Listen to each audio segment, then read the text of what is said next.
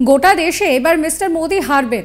Mister Modi হয়তো ভাবছেন উত্তর ভারতে ভালো ফল করবেন, কিন্তু প্রথম দুই দফায় ভারতে যে 190টি আসনে ভোট হয়েছে সেখানে মোদি মাইনরিটি হবে। উত্তর ভারত তার পক্ষে নিরাপদ নয়, দক্ষিণ ভারত তো নয়। শনিবার 4 মে উত্তর 24 পরগনার খড়দহে এসে এমনই মন্তব্য করলেন রাজ্য বামফ্রন্ট চেয়ারম্যান বিমান বসু।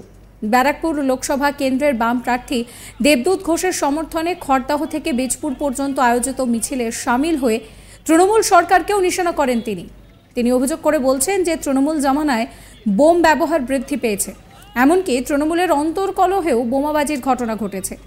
আসলে বোমা যারা তৈরি করে তারা মুখে কথা বলা পছন্দ করে না, আর যারা মুখে কথা বলা পছন্দ করে না তারাই বোমা তৈরি করে। এবং দুর্ভাগ্যজনক হলেও সত্যি যে তৃণমূলের অন্তর্কলহেও বোমাবাজির ঘটনা বেড়ে গিয়েছে। এটা খারাপ আকার ধারণ করেছে। দেশের মানুষকে বুঝতে হবে কারা জনগণের বন্ধু আর কারা শত্রু।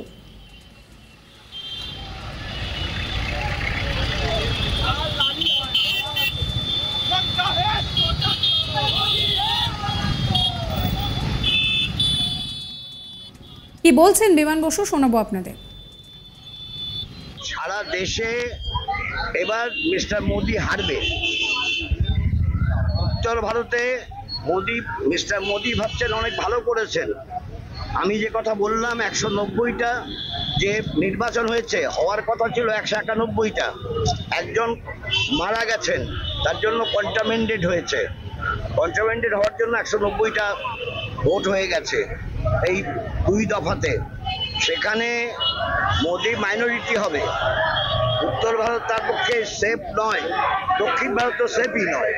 বোমা যারা তৈরি করে তারা মুখের কথাটা পছন্দ করে না।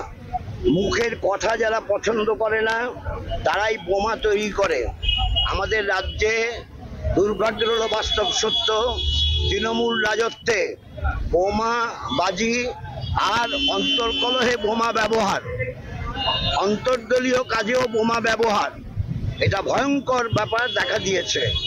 বিভিন্ন সময় দেখা গেছে তাদের আভ্যন্তরীণ কলহ, যেই কলহতে ব্যবহার করা হয়েছে বোমা। বোমা শুধু না, গুলি ব্যবহার করা হয়েছে। এটা হাওড়ায় গুলি করা হয়েছে। ফলে দেশের মানুষকে বুঝতে হবে কারা জনগণের বন্ধু আর কারা জনগণের শত্রু। এই নিয়ে আমার কালেক্ট দীপক দেবনাথের একটি রিপোর্ট দেখাবো।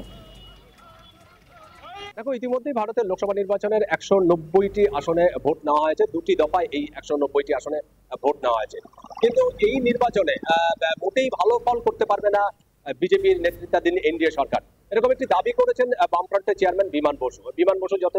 গতকাল যখন ব্যারাকপুর লোকসভা কেন্দ্রের যেই বাম প্রার্থী দেবদূত ঘোষ, তার সমর্থনে যখন ব্যারাকপুর থেকে একটি মিছিলে অংশ নিচ্ছিলেন, ঠিক তার ফাঁকেই এরকম একটি মন্তব্য করেন। তিনি বলেছেন যে উত্তর ভারতে ভোট হয়েছে, সেই উত্তর ভারতে মোটেই বিজেপি সন্তোষজনক ফল করতে পারবে না, এবং দক্ষিণ ভারতে তো নয়। এবং যে 190টি আসনে ভোট হয়েছে দুটি দফায়, সেই আসনে বিজেপি মোটেই ভালো ফল করতে পারবে না, এরকম একটি ইঙ্গিত দিয়েছেন। তুমি জানো যে এই যে প্রথম দফায় 102টি আসনে এবং দ্বিতীয় দফায় 88 আসনে, মোট 190 আসনে ভোট হয়েছে। এবং এই ভোটের পর কিন্তু প্রধানমন্ত্রী নরেন্দ্র মোদী তিনি দাবি করেছিলেন, মানে তিনি মহারাষ্ট্রের কোলাপুরে গিয়ে একটি নির্বাচনী প্রচারণা থেকে দাবি করেছিলেন যে তিনি যদি ফুটবলের পরিভাষায় বলেন তবে 2-0 ম্যাচে এগিয়ে রয়েছে। এবং গত কয়েকদিন আগে আমরা দেখেছিলাম যে অসমে যখন এই কেন্দ্রীয় স্বরাষ্ট্রমন্ত্রী অমিত শাহ এসেছিলেন, সেই অমিত শাহ কিন্তু প্রেস মিট করেছিলেন। প্রেস মিট করতে বলেছিলেন যে 190টি আসনের মধ্যে অন্তত তার দল 100-র বেশি আসনে পাবে। সুতরাং বিজেপি কর্মকর্তাদের আশা বা তাদের নেতাদের যা দাবি যে তারা যে এই লোকসভা আসনে যে 400 আসনে জয়ের যে লক্ষ্যমাত্রা বেঁধে রেখেছে, সেই লক্ষ্যমাত্রার দিকে ক্রমশ এগিয়ে চলেছে। এবং ফেজ বা দফা যত এগিয়ে চলেছে, সেই লক্ষ্যমাত্রা পূরণের এক ধাপ করে এগিয়ে যাচ্ছে।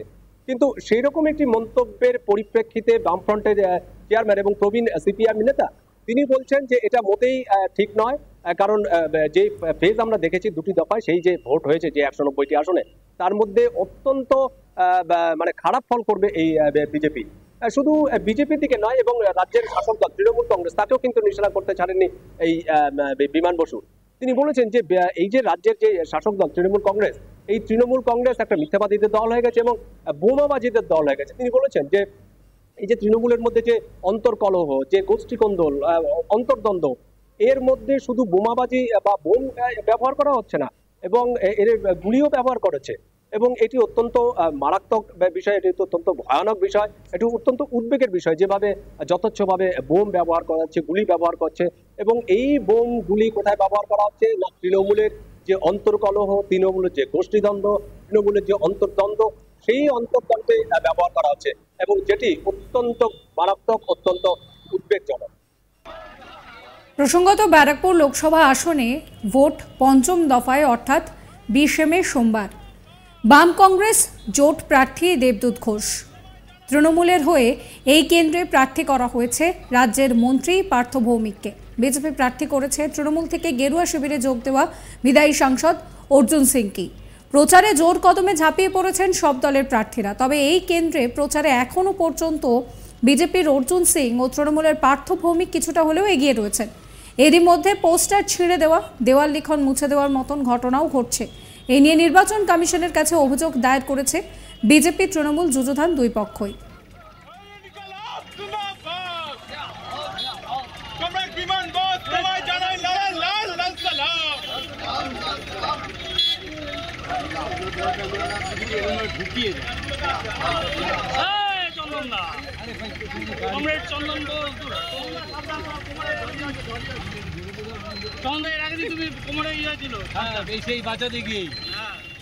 এই পরিস্থিতিতে তৃণমূল এবং বিজেপি উভয়কেই কটাক্ষ করছেন বিমান বসু। কি বলছেন তিনি, শোনাবো আপনাদের আরো একবার। সারা দেশে এবার মিস্টার মোদি হারবে। উত্তর ভারতে মিস্টার মোদি ভাবছেন অনেক ভালো করেছেন। আমি যে কথা বললাম 190টা যে নির্বাচন হয়েছে, হওয়ার কথা ছিল 191টা, একজন মারা গেছেন, তার জন্য কন্টামেন্টেড হয়েছে। কন্টামেন্টেড হওয়ার জন্য 190টা ভোট হয়ে গেছে এই দুই দফাতে। সেখানে মোদি মাইনরিটি হবে। উত্তর ভারত তার পক্ষে সেফ নয়, দক্ষিণ ভারত তো সেফই নয়। বোমা যারা তৈরি করে তারা মুখের কথাটা পছন্দ করে না। মুখের কথা যারা পছন্দ করে না তারাই বোমা তৈরি করে। আমাদের রাজ্যে দুর্ভাগ্যের হলো বাস্তব সত্য, তৃণমূল রাজত্বে বোমা বাজি আর অন্তর্কলহে বোমা ব্যবহার, অন্তর্দলীয় কাজেও বোমা ব্যবহার, এটা ভয়ঙ্কর ব্যাপার দেখা দিয়েছে। বিভিন্ন সময় দেখা গেছে তাদের আভ্যন্তরীণ কলহ, সেই কলহতে ব্যবহার করা হয়েছে বোমা। বোমা শুধু না, গুলি ব্যবহার করা হয়েছে। সাবস্ক্রাইব করবেন আজ তাক বাংলার ইউটিউব চ্যানেলকে, ফলো করবেন হোয়াটসঅ্যাপ চ্যানেলও।